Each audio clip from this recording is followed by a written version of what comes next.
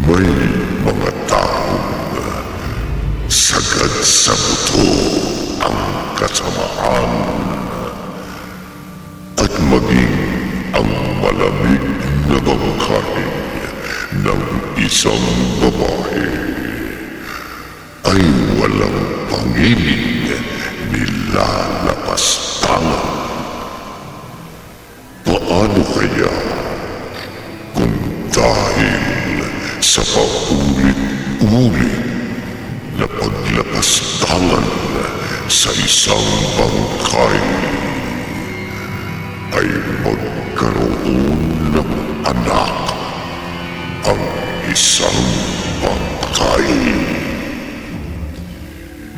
Narito ang unang bahagi ng makapangalis at balahibong kwentong tampok sa linggong ito na di na magatang anak ng bangkay. Sa isa na namang gabi ng lagi.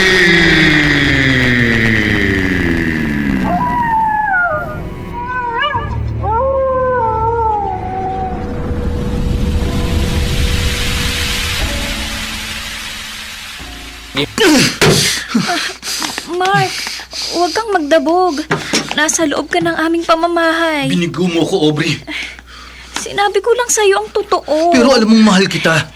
Kaibigan ka lang para sa akin. At sinong gusto mo? Si Divino, na gaya mong pobre? At hindi katulad ko na kaya-kayang bigyan ka ng marangyang buhay. Wala na tayong dapat pag-usapan. Huwag mo kong ipagtabo yan. Inaasahan kong ito na ang huli mong pagdalaw sa akin. Hindi ko matatanggap ang kabiguan ko sa'yo. Mark! Walang ibang lalaki makikinabang sa'yo, Aubrey. Pinagbabantaan mo ba ako? Sa ayaw at sa gusto mo, magiging akin ka! Sa akin ka lang!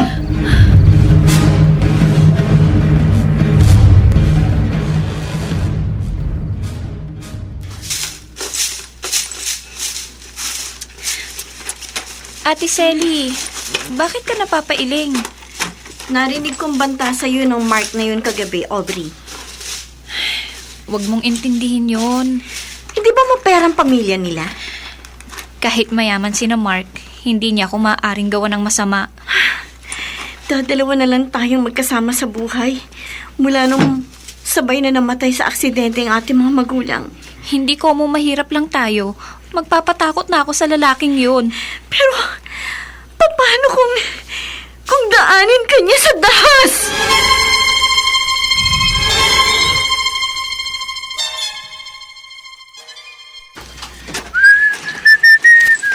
Divino, Ha? Ikaw pala, Mark. kanina pa kita inaabangan. May problema ba? Ikaw ang problema ko. Ha? Anong... Binasted ako ni Aubrey dahil sa'yo. May relasyon na kami. Layuan mo siya. Wala kang karapatang diktahan ako. Kapag hindi mo ipinaubaya sa akin si Aubrey, malilintikan ka. Huwag mo akong takutin. Hindi kita tinatakot. Itong pruweba!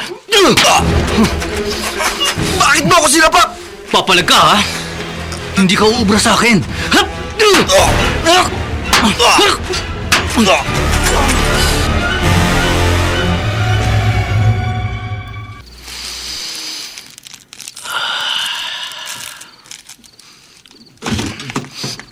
Mark, Mama, ano yan? Nagda-drugs ka na naman? Mama, alam mo matagal ko na tong bisyo. Simula nung mamatay ang papa mo, wala ka nang ibang ginawa kundi magbisyo, makipagbasag ulo.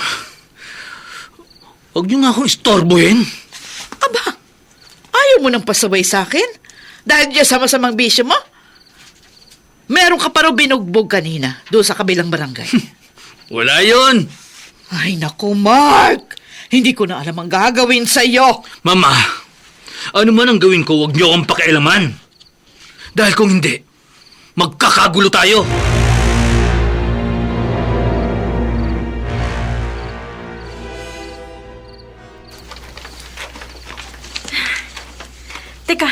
Teka, Aubrey. Bakit ka tumigil sa paglakad, Ate Selly? Malayo-layo pa naman tayo sa bahay natin. Parang bigla akong kinabahan. Dati naman tayong dumadaan sa iskinitang to, kahit madilim dito. Sa susunod, kapag ginabi ulit tayo sa pinapasukan nating patahian, mag-tricycle na lang tayo pa uwi, ha? Sige, ate. Ito paano sa batok mo?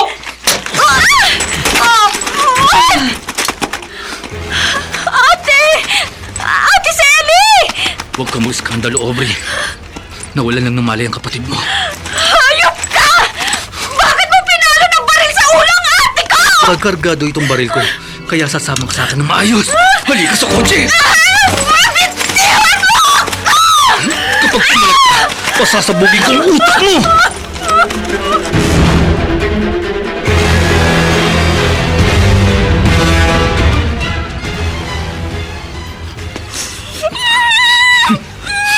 Walang mangyayari sa pagpalag mo, Aubrey.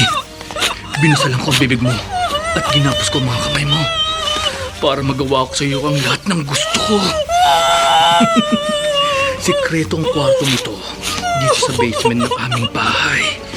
Kaya walang ibang makakaalam na bihag kita rito.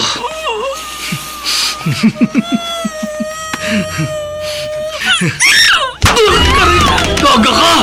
Bakit mo ako sinipa sa pagitan ng mga hita mo? Pipigay ko ang leg mo!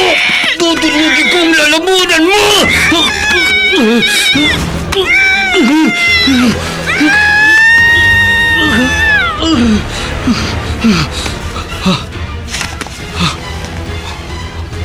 Aubrey? Aubrey? Patay na siya.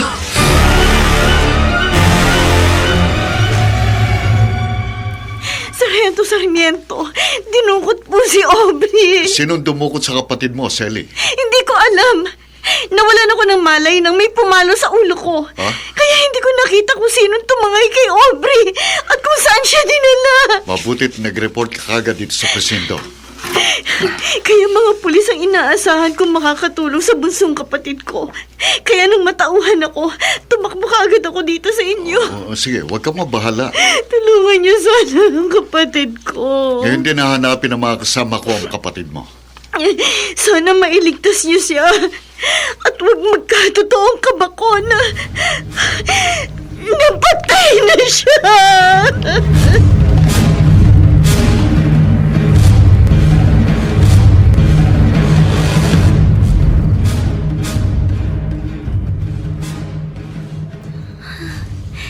Kahit malalim na ang gabi, hindi pa rin ako makatulog. Hindi mawala ang pag-aalala ko kay Aubrey.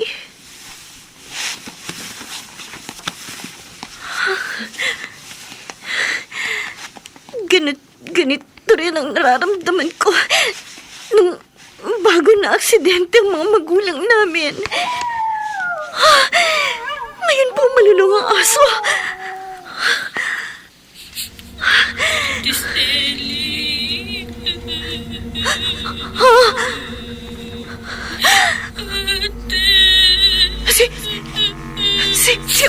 Si Aubrey, hugis, puting usok siya na nakalutang sa sahigang mga pa. Multo! Multo!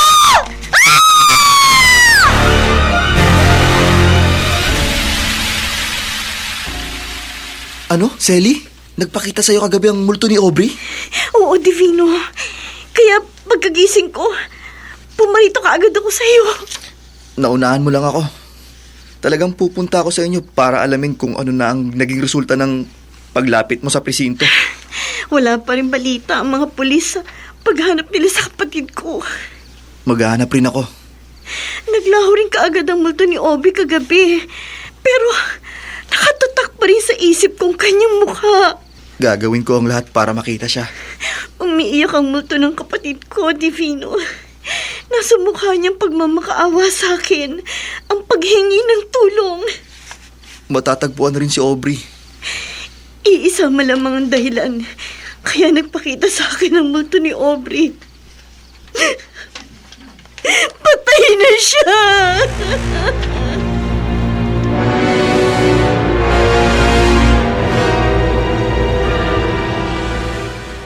Sargento Sarmiento, pakiusap. Salamat na lang, Divino.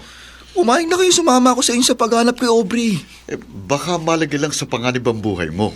Hindi ako natatakot. Ikaw na rin ang nagsabing maaaring may sandatang dumukot sa nobya mo. Handa akong itaya ang sarili kong buhay para maligtas lang si Aubrey. Ipaubaya mo na sa amin ang mga kasama kong paghahanap.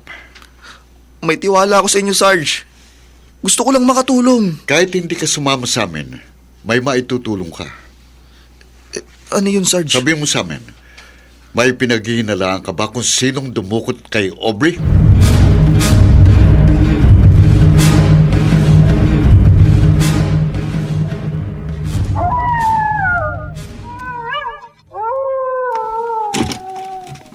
Aubrey?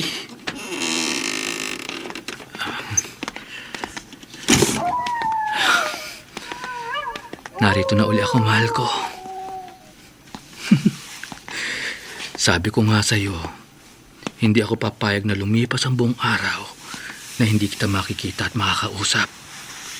Kaya kahit malalim na ang gabi, naparito pa rin ako sa kwarto sa basement. Mahal kita, Aubrey. Mahal na mahal. Kaya ginawa ko ang lahat. Kahit gumastos ako, magkaroon lang ako ng mga kailangan para mapanatili kong sariwa ang iyong katawan.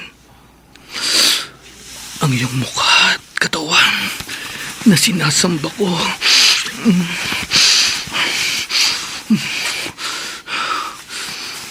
Hindi ka na kumikilos. Hindi ka na nagsasalita. Hindi mo ginagantihan ang aking mga yakap at halik. Pero kahit ganyan ka, aalagaan kita. Pupunasan. Bibihisan. Pananatiliin kong maganda at mabango ang buo mong katawan. Mananatili kang buhay para sa akin, Aubrey. Aubrey. Mark! Mama?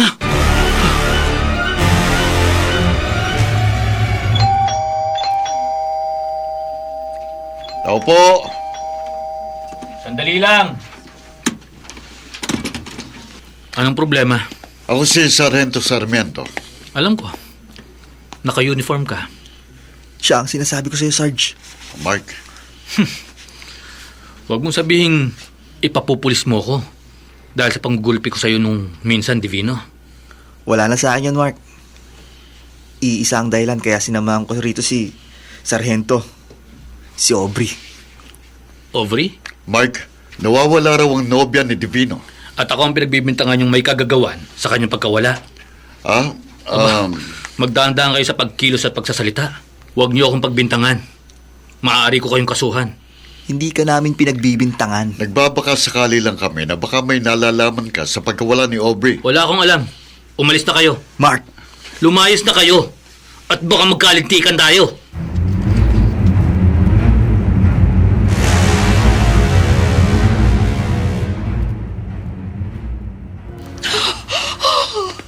Anong problema, Mama? Mark! Ang bangkay ng babae doon sa basement. Si Aubrey yun. Sinabi ko na sa'yo kagabi. Siya ang babaeng pinakamamahal ko.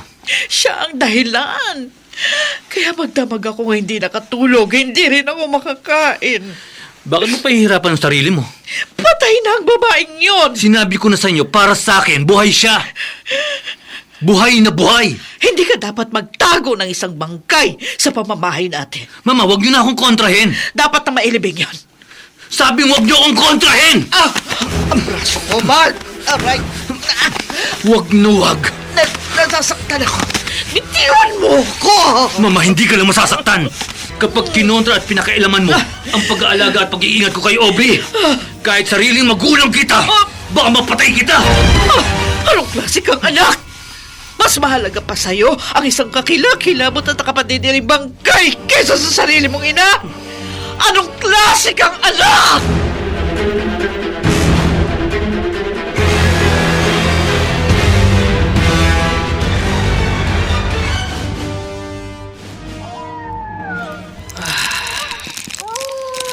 Ang sarap talaga ng droga. Pero mas masarap ito kapag kasama ko ang mahal ko.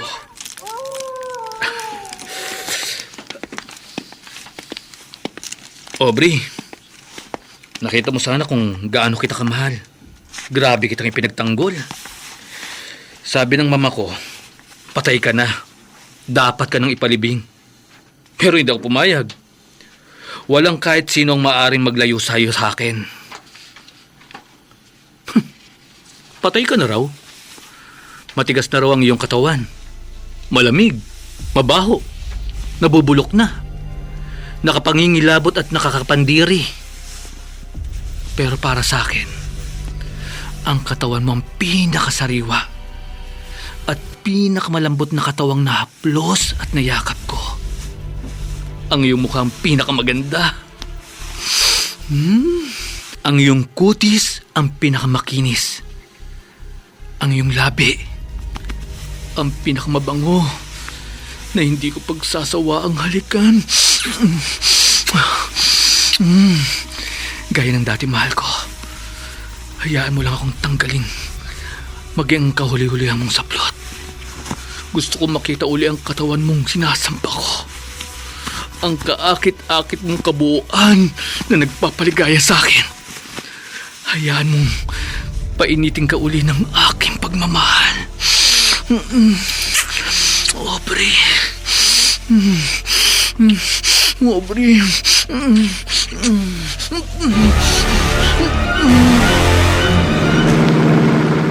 Sarge, Divino, pinagbigyan ko ng pakiusap mo.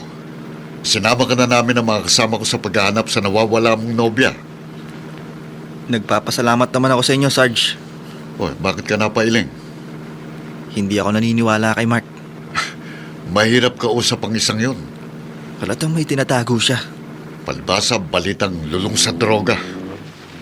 Dapat nahalughog ang bahay nila. Divino, hindi natin maaaring basta pasukin ang isang bahay nang walang search warrant. Matibay ang duda kung may kinalaman si Mark sa pagkawala ni Aubrey. Kaya mo, magmamanman ako kay Mark. Sasamahan kita, Sarge. Hindi na. Ipaubayaw mo sa aming mga pulis ang aming trabaho. Pero, Sarge, Wala ka bang tiwala sa amin?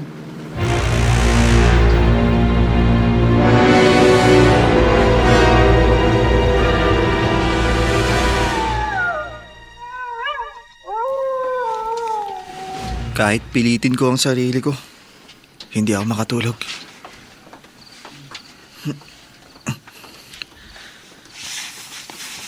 Kung pumayag lamang si Sargento Sarmiento, kahit ako mag-isa, papasukin ko ang bahay ni na Mark. Maaring naroon si Aubrey. Divino! Hugis puting usok ng babae. Aubrey! Aubrey! Tulungan mo ako, Divino! Maawa ka sa akin! Tulungan mo ako!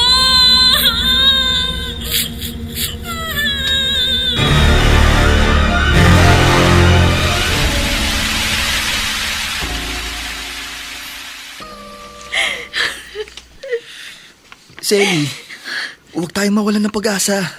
Ikaw na rin ang nagsabi, Divino. Maging sa'yo, nagpakitang multo ni Aubrey. Hindi ako naniniwalang palatandaan yun na patay na ang kapatid mo. At ano pa bang ibig sabihin nun? Magpapakita bang multo ni Aubrey kung buhay pa siya? Buhay pa ang mahal ko. Bakit ilang araw nang nakakaraan, hindi pa siya nagbabalik? Maaring may malaking dahilan na pumipigil lang sa kanya. Maging makatotohanan na tayo dito, Divino. Kilala ko si Aubrey. Mahal niya ako. Tayo. Hindi niya matitiis na patuloy tayong mag-aalala sa kanya. Kaya nga malamang may masamang nangyari na sa kanya. Kaya nagmumulto siya. Umiiyak. Nagmamakaawa, humihingi ng tulong. Mapapatunayan nating buhay si Aubrey. Paano, Divino? Magtulungan tayo.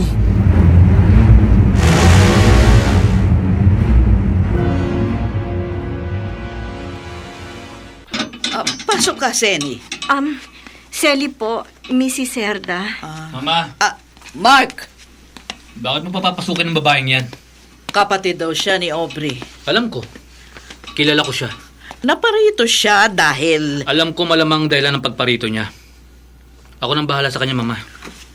Mark. Iwan niyo na kami. Oo, sige. Papasok na ako sa loob. Mark, Kung katulad ni Divinong nagdududa ka sa akin na may kinalaman ako sa pagkawala ng kapatid mo, makakaalis ka na.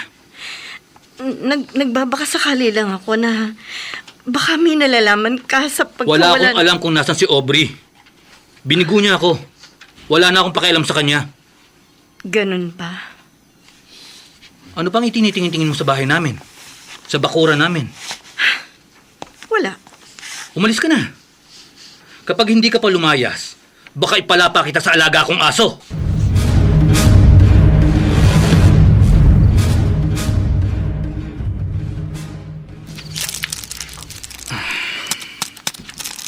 Habang nagtatagal, lalo akong nangaakit kay Aubrey. Hindi ako nagsasawang angkinin siya. Gaya ng dati, kapag may tama na ako ng gamot, tatabihan ko ang mahal ko at muli akong magpapakaligaya sa kantungan niya.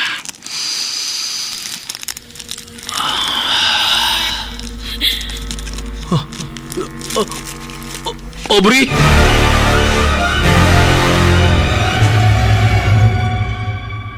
Divino, wala pa ring resulta sa paghahanap namin sa nobya mo. Pero hindi kami tumitigil sa pag-iimbestiga. Naniniwala akong ginagampanan niyo ang inyong tungkulin, Sargento. Kapag may development na sa kaso ni Aubrey, ipapaalam agad namin sa'yo. Salamat, Sarge. Kaya kahit hindi ka na mag-abalang pumarito sa presinto. Naiintindihan ko kayo. Pero sana, maintindihan niyo rin ako. Divino, Maniniwala lang akong walang kinalaman si Mark sa pagkawala ni Aubrey kung mapapatunayan kung wala siyang itinatago sa bahay nila. parang nahuhulaan ko nang nasa isip mo. Mag-iingat na lang ako. Divino, huwag kang magkakamaling pumasok sa bahay ni na Mark. Sarge, Baka may masamang mangyari sa'yo.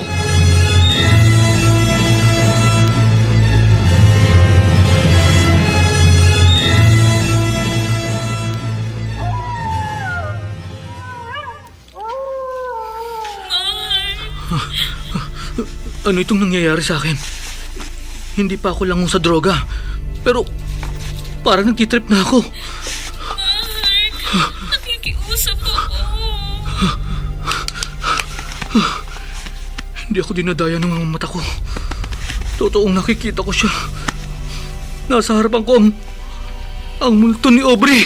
Nagmamakaawa ako, Mark. Aubrey! Mahal ko! Maawa ka sa akin.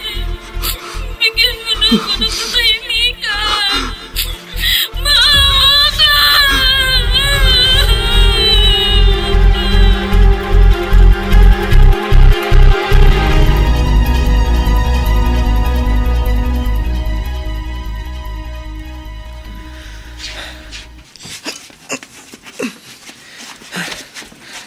ngayong nakasampa na ako sa ibabaw ng pader ni na Mark.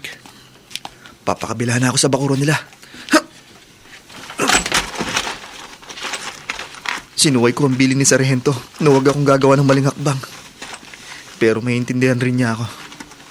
Ang mahalaga, mapatunayan kung totoo ang duda ko na narito sa bahay ni na Mark si Aubrey. Papasok na ako sa bahay. Malaking aso! Atakihin ako ng malaking aso!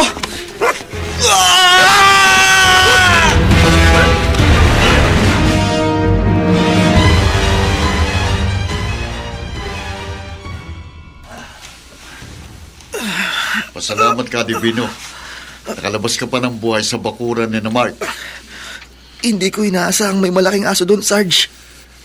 Kung napatay ka ng hayop na yun, walang pananagutan si Mark. Nag-trespassing ka sa bakuran nila.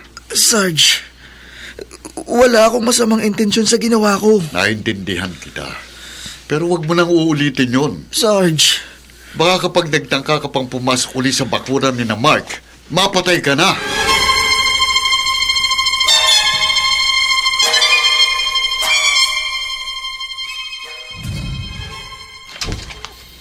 Papatayin mo ako sa takot, Mark. Hindi, Mama. Gusto ko lang masanay kang kasama natin si Aubrey.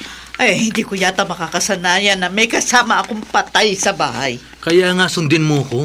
O hindi na nga kita kinukontra. Dapat lang. Hindi ko na pinakikialaman ano man ang ginagawa mo sa isang patay. Kaya nga hindi na ako nabuburyong sa'yo eh. Eh pero bakit kailangan ako pang maglinis sa bangkay? Madali lang namang punasan at bihisan si Aubrey. Ay, Oh, Mama.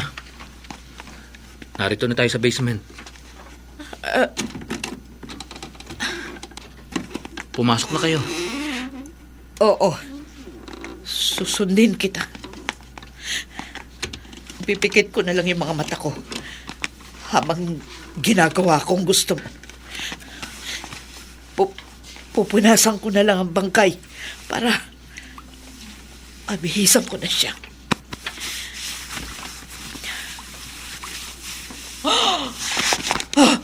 Mark! Mark! Bakit, Mama?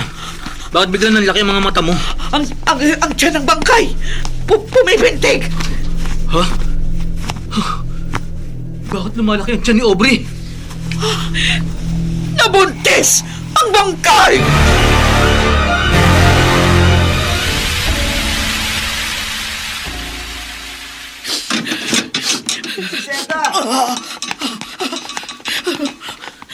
Bakit gulat na gulat kayo? Huwag ka maingay. Bakit parang takot na takot kayo? Talaga mamamatay ako sa takot kung hindi ako aalis sa bahay na ito. Saan kayo pupunta? Kahit saan. Ang importante makalayo ako dito at hindi ako masundan ni Mark. May problema kayo sa inyong anak? Mabigat ang problema ko sa kanya. Mrs. Serda, huwag kayong matakot. Wala na sa katinoan ang isip ng anak ko. Tutulungan ko kayo makaalis rito. Salamat. Pero magtapat kayo sa akin. Anong... Nasa bahay niyo ba ang kasintahan kong si Aubrey?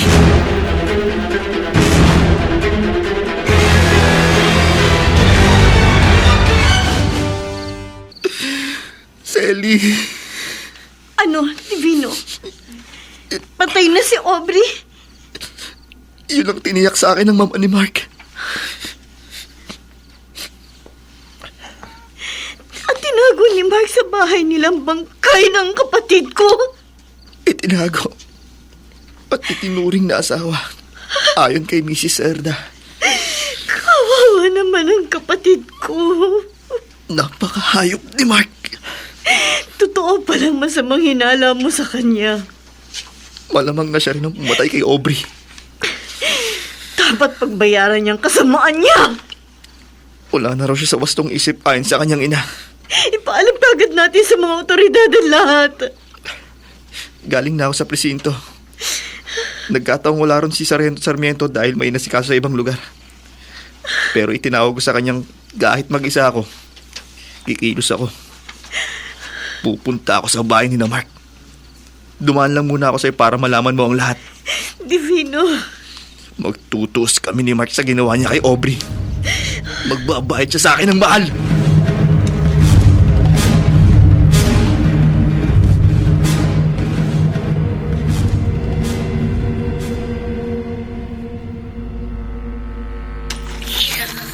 Huwag kang lalapit ka, anak! Huwag mo kong atakihin! Ako ang ama mo! Utang mo sa akin ang iyong buhay! Dapat mo akong kilalanin! Ituring mong Panginoon! Papatayin kita! Hindi mo ako mapapatay! Hindi ka makakatakan!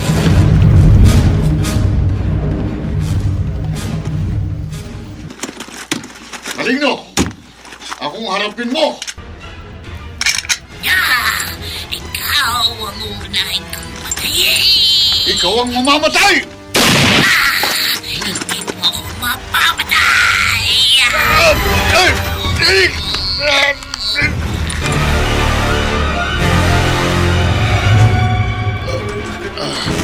Sarmiento! Naunahan mo ako rito, Mark. Pagdating ko rito, may umatake sa akin na malig. Tiyanak! Mag-ingat ka. Isusugod kita sa ospital, Sarge. Sarge! Sarge! Patay na siya. Mamatay ka rin, lalaki! Isang malignong kakilakilabot ang anyo. Tiyanak! Sasakbalin ko rin ang leg mo!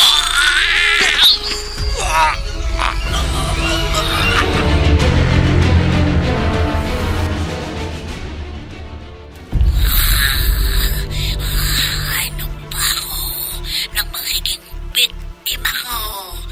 Papatay ako lang papatay. Lalambatin kita, Tiyanak! Huli ka! Hindi ka makakawala, Tiyanak! Bibihagin kita! At hindi kita pakakawalan hanggat hindi mo ako kinikilalang ama! Hanggang hindi mo ako tinuturing na Panginoon!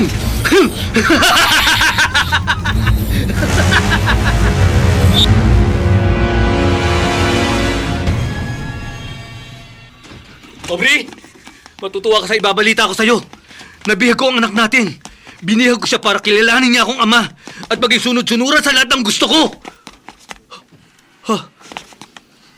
Wala rito sa basement ang bangkay ni Aubrey? Nasaan ang bangkay?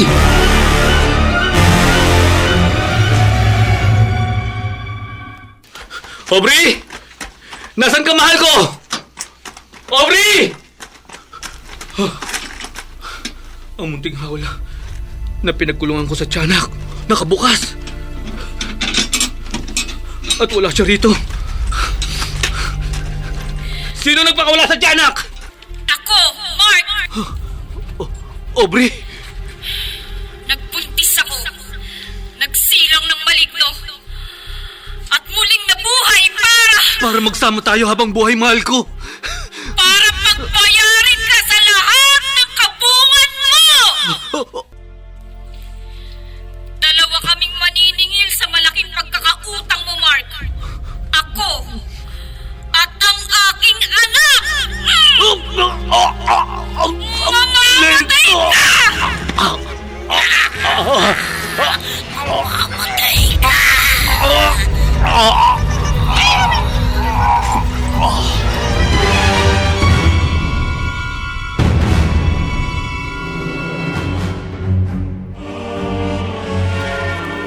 Katakataka ang mga nangyari, Divino. Milagro! Oo, Selly. Tama ka. Milagro na nakaligtas ako sa pag-atake ng tiyanak. At ang higit na nakapagtataka, nakita mo ka mo na ang pumatay kay Mark ay ang tiyanak at ang nabuhay na bangkay ni Aubrey. Ganun nga. Matapos nilang mapatay si Mark, parang nauupos na kandilang bumagsak si Aubrey at ang maligno. At hindi na sila muling kumilos. Para matahimik ng kaluluwa ni Aubrey, bibigyan natin ng marangal na libing ang kapatid ko, Divino. Oo, Selly. At isasama natin sa kanyang kabaong ang bangkay ng maligno. Para matiyak natin kailanman hindi na muling magsasabong ng lagim ang tiyanak na anak ng bangkay.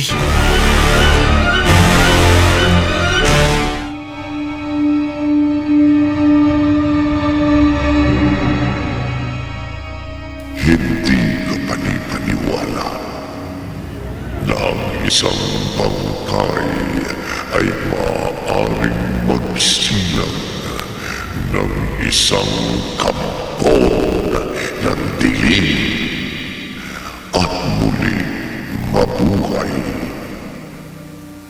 Ang maliwanag, may mga misteryong maaaring maganap upang wakasan ang kabungan ng isang taong walang puso at kaluluwa.